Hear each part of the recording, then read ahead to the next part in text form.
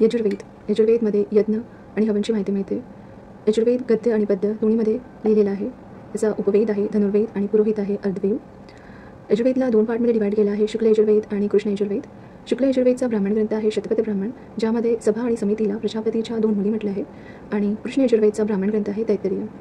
यजुर्वेदचा आरण्यक आहे बृहदारण्यक आणि तैत्तरीय.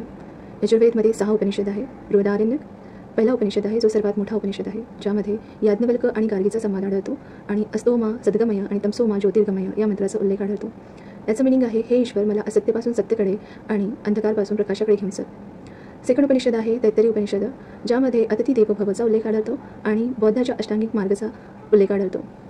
तिसरा उपनिषद आहे मैत्रायणी. चौथा उपनिषद आहे ईशोपनिषद. पाचवा उपनिषद आहे कठोपनिषद, ज्याच्यामध्ये यम आणि नचिकेतचा संवाद आढळतो आणि शरीराची तुलना रथाशी केलेली आढळते. 6वा उपनिषद आहे श्वेताश्वर, ज्याच्यामध्ये मोक्ष माया भक्ती यांचा उल्लेख आढळतो.